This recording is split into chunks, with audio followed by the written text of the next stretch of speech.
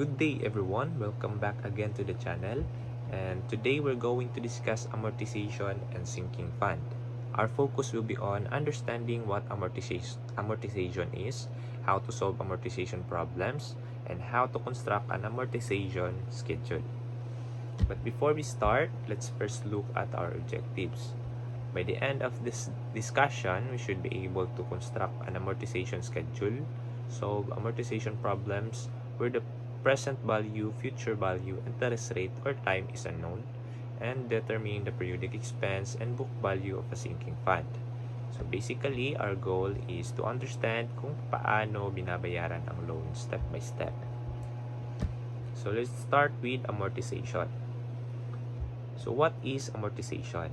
Amortization is the repayment of a loan through equal periodic payments. These payments are made regularly, such as every month, every quarter, or every year. Each payment has two parts, the interest, which is the cost of borrowing the money, and the principal, which reduces the amount you borrowed. So habang tumatagal, lumiliit ang remaining balance, kaya lumiliit din ang interest. So habang lumalaki naman ang napupunta sa principal. So before we engage to solving problems, kailangan muna natin maintindihan ang important terms and formulas. So first, we have the present value, which is represented by A sub n, and this is the amount you borrowed today. So sa pag-solve ng present value, we have the formula A sub n is equals to R times the quantity of 1 minus the quantity of 1 plus the nominal rate or I raised to the power of negative n over the nominal rate or I. So, yan ang formula ng present value or the A sub n. We have the second, which is the periodic payment, which is represented by the capital R, and its formula is R is equals to A sub n times the nominal rate, which is I, over the 1 minus the quantity of 1 plus the nominal rate raised to negative n. So, yan ang formula ng periodic payment. So, third is the periodic rate or the interest rate per payment period. So, interest, so it's represented by I, and its formula is I is equals to J over M. Now, fourth is the number of payments, which tells us how many installments are needed. So, it is represented by N is equals to M times T. And lastly, we have the term, which is the total duration of loan. So it is represented by N is equals to logarithmic log of 1 minus A sub n times I over R over negative log of 1 plus I. Now, you can take note because these are the important formula for our upcoming examples. So first, we have the present value.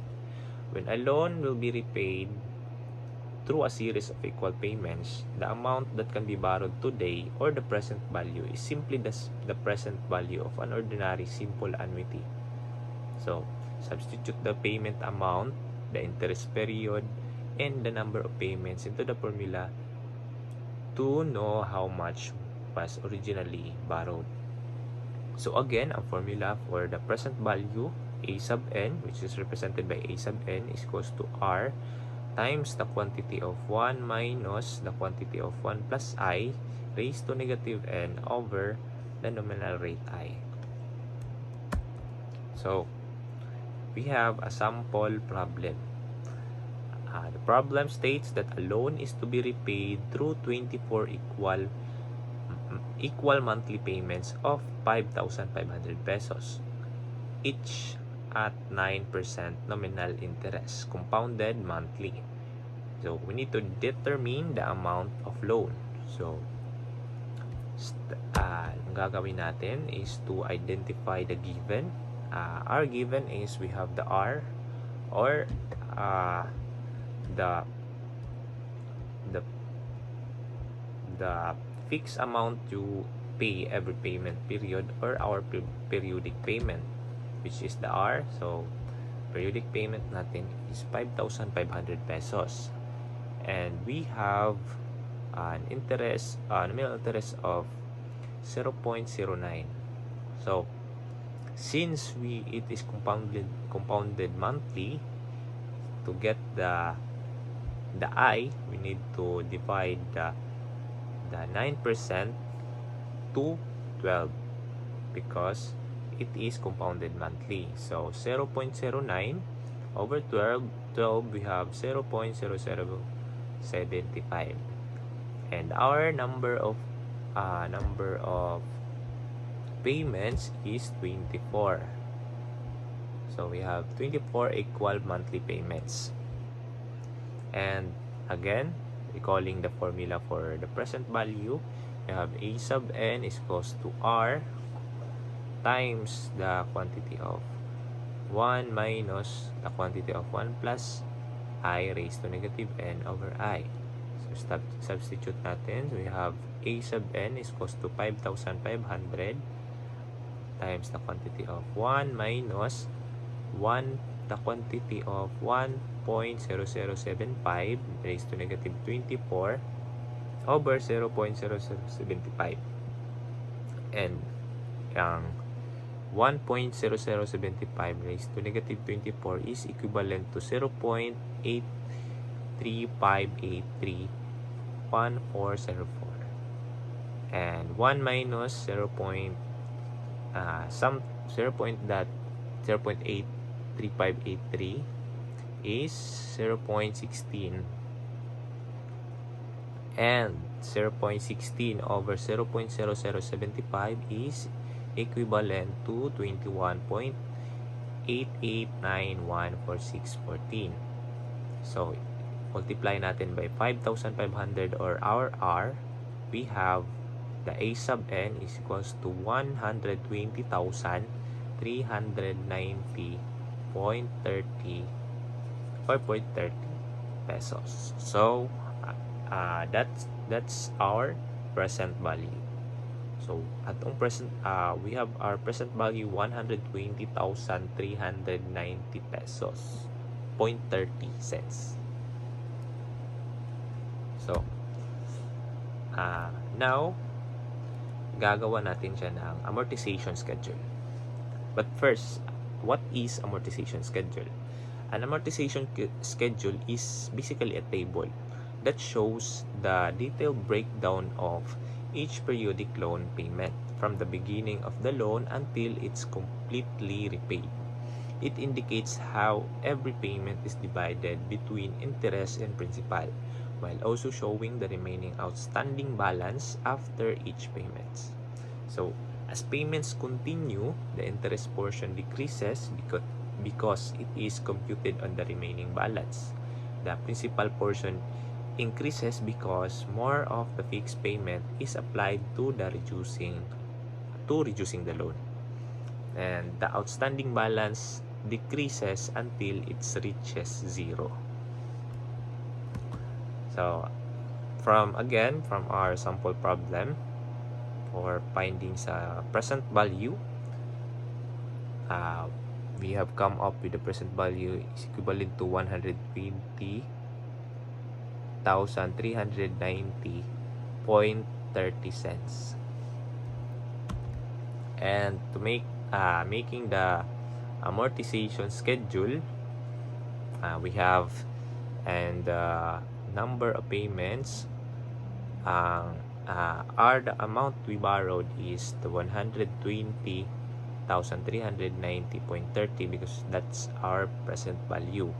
So, wala pa tayong binabayaran dyan because yan ang mismong amount na we borrowed. And now,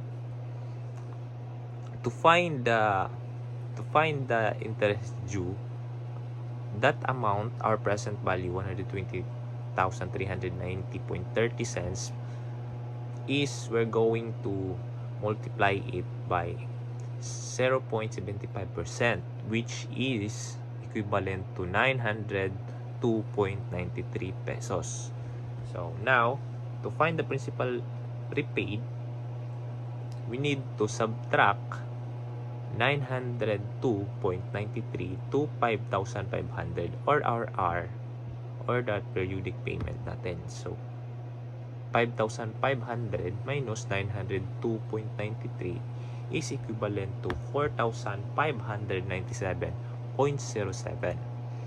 And now, that 4,597.07, or the principal repaid we get, we need to subtract it to 120,390.30, or our balance nasa pinakataas, yung amount, the present value na binaro natin.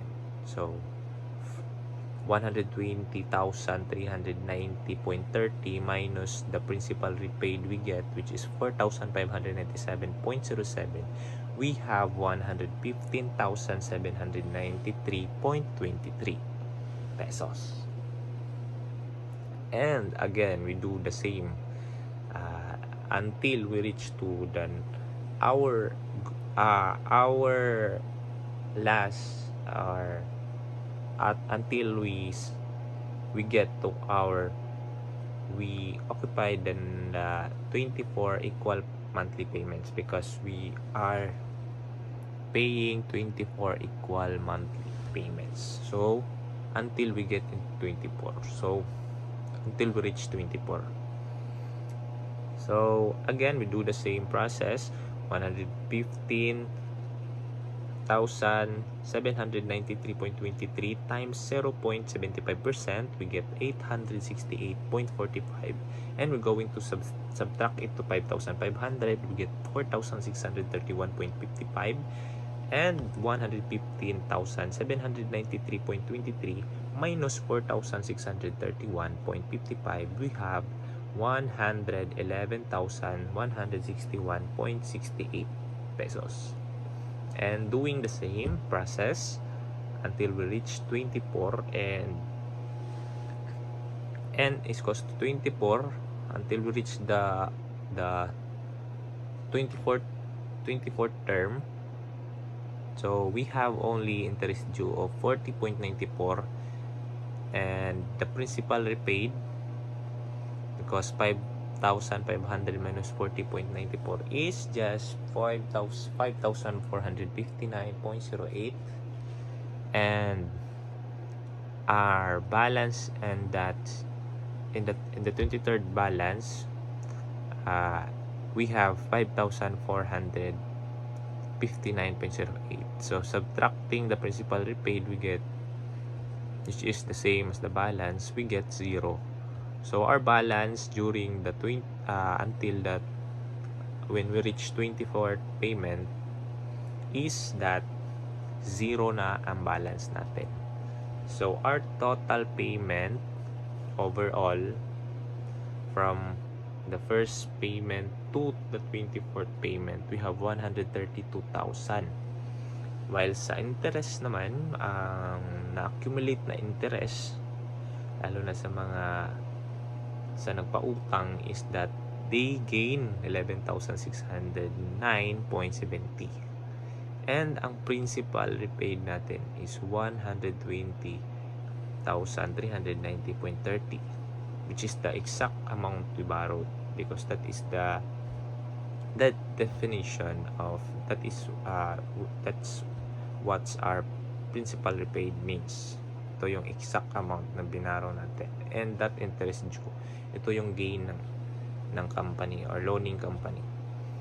And our balance, since we reached 24th term, and 24th term is we assume that the loan is repaid completely repaid. So, ang balance natin is 0.00 or wala na tayong balance.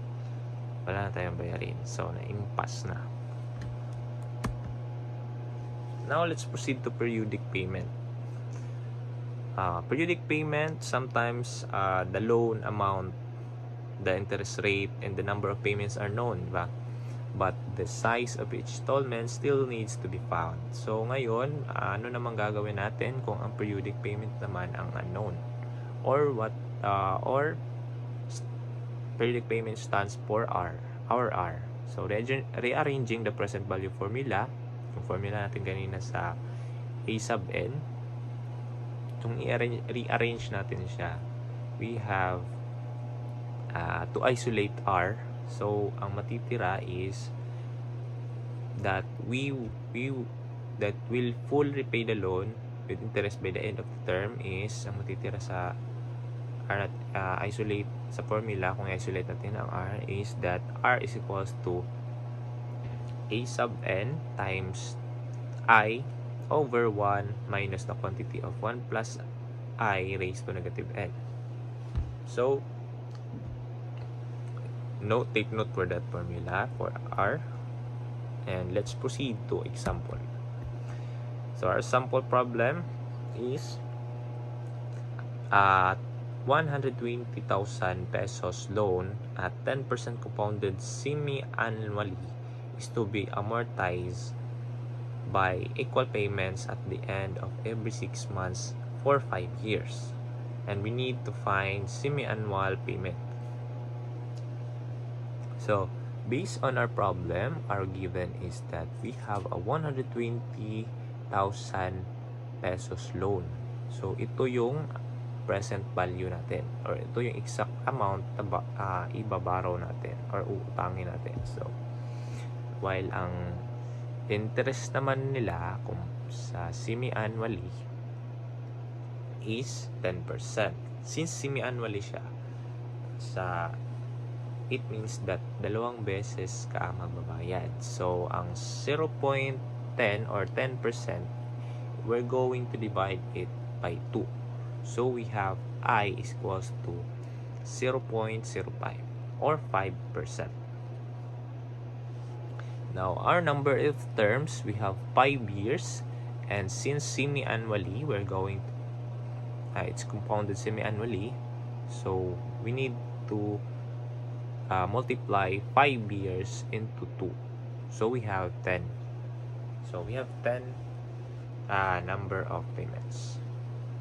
So, now, having that given values, to find R, let's substitute it to the formula of R, or the periodic payment, which is R is equals to A sub n times I over 1 minus the quantity of 1 plus I raised to negative n.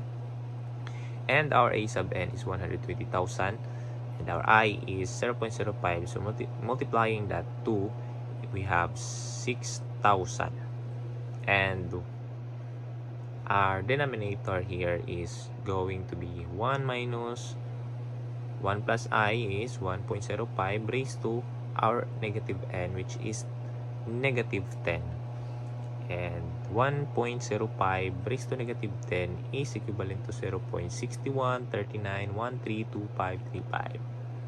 Just use your scientific calculator for that, since we're not that smart to manually compute this one. So 6,000 over 1 minus 0.6139132535. You can just round off that value, but for you to exactly get the value, get are not going to just approximate, you need to write it down kung ano man ang result sa calculators. So now 1 minus the 0.6139, we have 6,000 over 0.38 or 37, approximately 0.37, and 6,000 over approximately 0.39 pala. We have R is equals to 15,540.55 pesos. So that is our periodic payment. Ito yung babayaran natin taga-buwan. I mean, every 6 months. So ito yung babayaran natin every 6 months. So ang babayaran natin every 6 months is 15,540.55. So ilang beses natin siya babayaran? We have n is equals to 10. So 10 number of payments. So kasampu natin siya babayaran, or we have 10 number of payments. So babayad tayo ng 15,540.55 sa 10 beses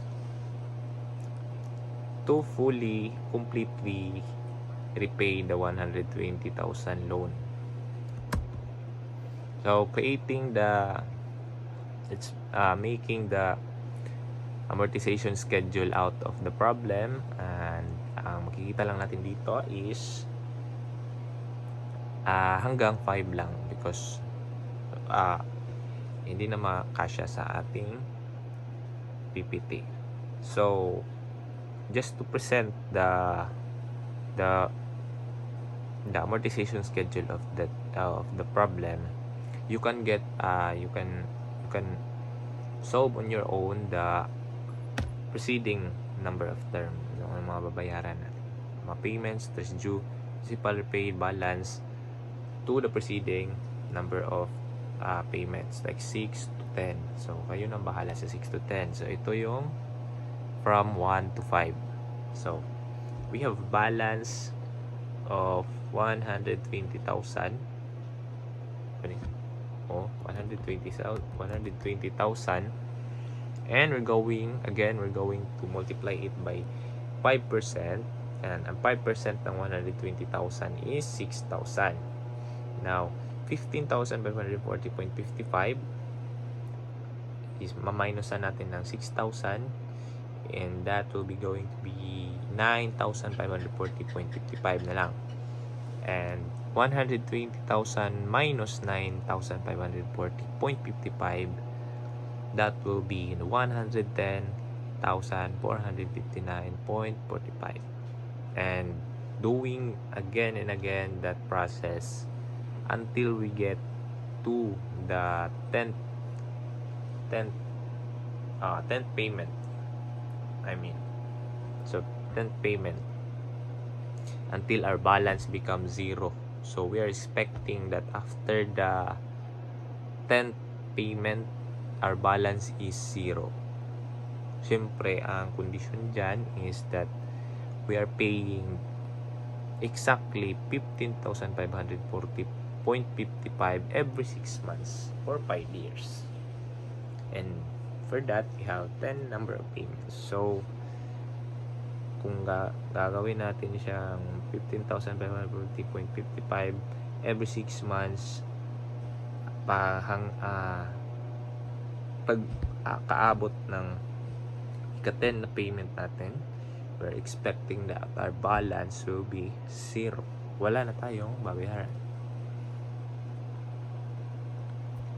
So that's how we get and make the amortization schedule for that problem. Now the term. If the term is unknown, now if the loan amount, interest rate, fixed payment is size are known, but the number of payments needed is not. So ito na yung tinatawag natin na term.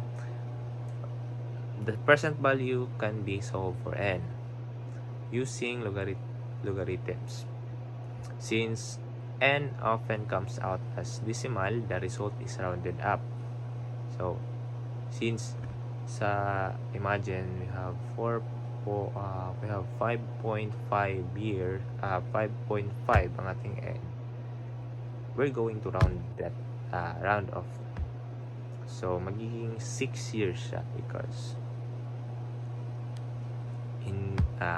lalagpas na siya sa 5 years. So counted na yun as 6 years. So ang 5.5 is counted as 6 years. So since n often comes out as decimal, the result is rounded up, and the last payment will simply be a smaller partial amount that completes the loan. So ang formula for the term is n is equals to log of 1 minus a sub n times I over r over the negative log of 1 plus I. Let's have a sample problem. A debt of 18,000 is to be amortized by payments of 5,000 pesos at end of each year, plus a smaller partial payment at the end of the year following the last regular payment. So interest is 5% per year, and we're going to find the number of years needed. So out of the problem, we are given the present value, which is 18,000 pesos. Our I interest is 5%, and that is equivalent to 0.05, and as the payments, the periodic payments is 5,000 pesos. So that we have that given, we can now substitute it to the formula for the term, because ang term ang hinahanap natin dito, the number of years needed para makomplete natin ang ating loan na 18,000 pesos. So n is equals to log of 1 minus a sub n times I over r over or divided by negative log of 1 plus I. So substituting the values, we have 1 minus 18,000 times 0.05, which is equivalent to 900 over 5,000. Now, i-divide natin siya into negative log of 1 plus I, which is 1.05. And our n now will become n is equals to log of 1 minus 0.18. So 900, because 900 over 5,000 is just 0.18. So now we divide it to negative log of 1.05. So the log of 1 minus 0.18 is equivalent to 0.82. And the log of 0.82 is negative 0.086186147x2, or we can just round that off. So it will become 0.009 over negative 0.02. So the ratio of that is that n is equals to 4.07. Since our n is 4.07, as we can notice, sumobra siya ng 0.7. So hindi na siya counted as 4 years lang. So pupunta tayo into 5 years. So it will become 5 years ang number of years needed to completely repay the 18,000 pesos loan. Now creating, building, and making the amortization schedule out of the problem.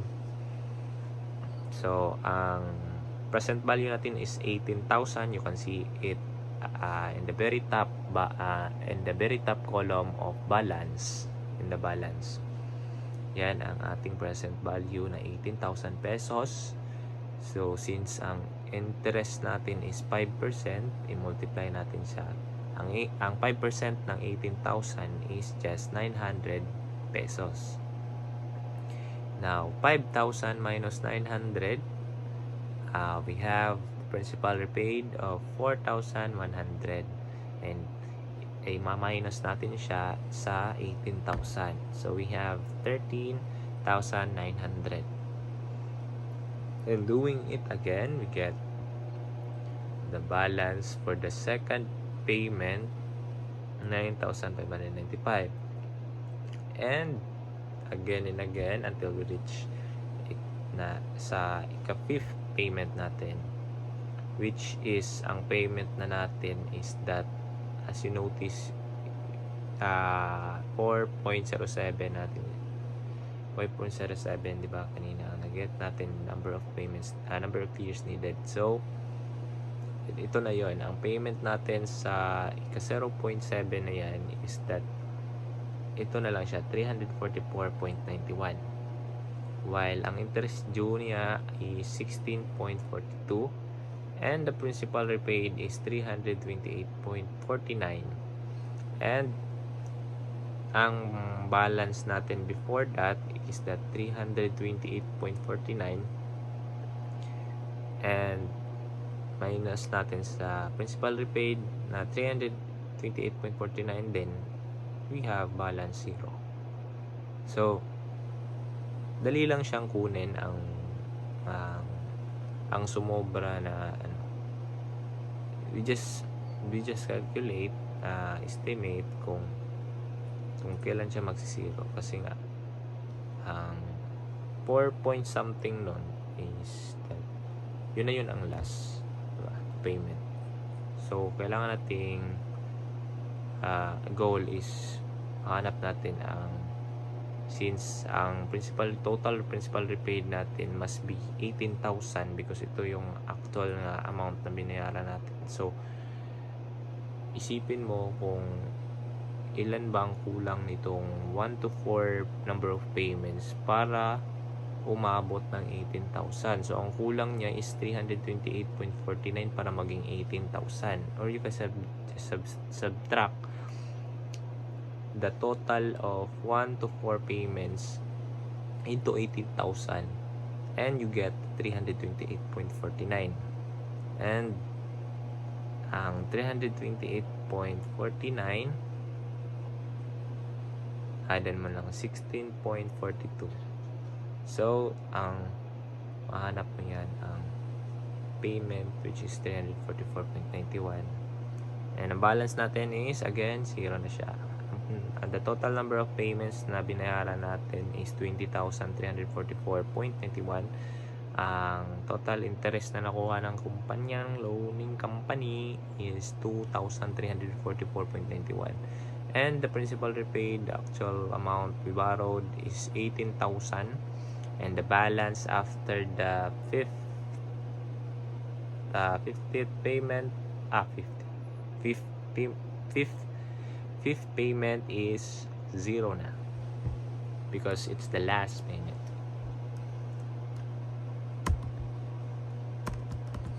So next, so